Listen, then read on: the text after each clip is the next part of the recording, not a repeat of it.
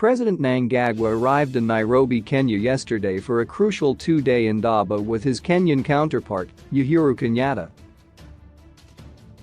The president was welcomed at the Jomo Kenyatta International Airport by Kenyan Foreign Affairs Minister, Dr. Rachel Omamo, and Zimbabwe's Minister of Foreign Affairs and International Trade, Ambassador Frederick Shava, who led an advance party that comprised technical staff and senior government officials.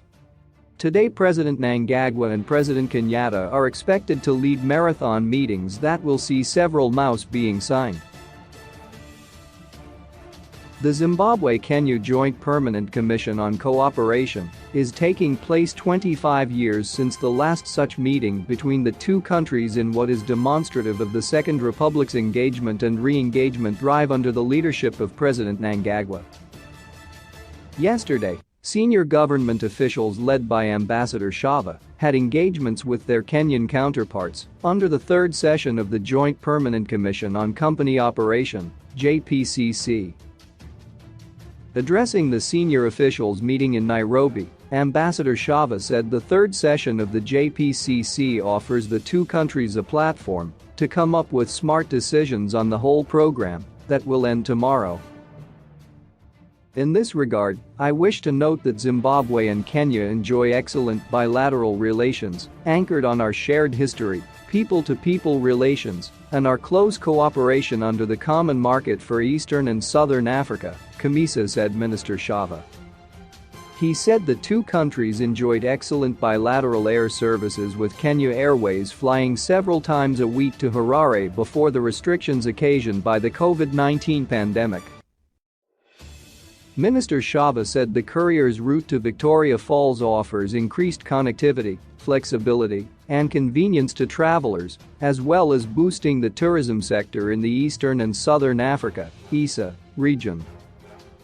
The close collaboration in the air transport sector was also a boon for the tourism sectors of our two countries. He said negotiations on a Memorandum of Understanding (MOU) that covered tourism and wildlife issues had been concluded, and they were looking forward to the MOU being signed today in the presence of the two presidents. There is great scope for cooperation in this field through joint marketing of tourism products and packages. Our two countries share two of the 7 natural wonders of the world in Victoria Falls and Masai Mara. It is only logical that we closely work together in this area to benefit our communities. In addition, Zimbabwe and Kenya are blessed with many species of wildlife which are a source of attraction to the tourism industry. We should, therefore, not tire in our efforts to derive maximum benefits in this area. Minister Shava expressed the need to speed up a number of pending instruments in the economic sector to boost the two countries' activities in trade issues.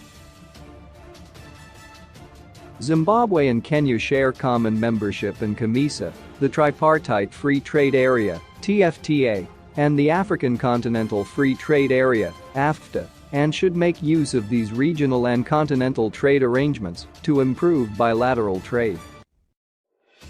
I have been informed that some Zimbabwean companies such as Liquid Telecoms, Private, and Insker have managed to set up shop in Kenya.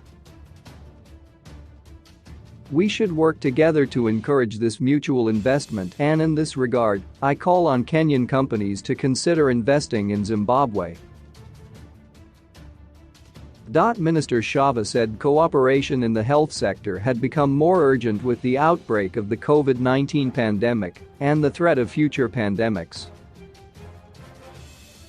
He said the pandemic had brought to the fore the weakness in our health systems and Africa's overdependence on imported medicines and vaccines.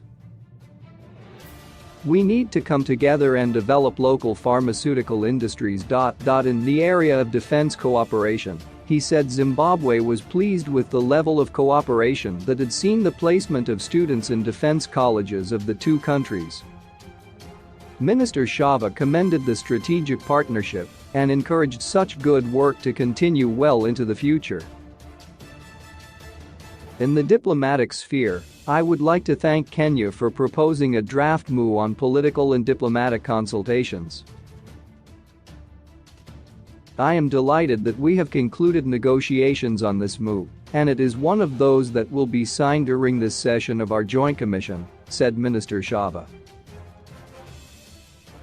Apart from tapping largely in the tourism and agricultural sectors, the two countries share the same challenges that include the recent ban of the football governing bodies by FIFA, and the president and his Kenyan counterpart are expected to exchange views and strategize on how to resolve the issues involved in the social sector.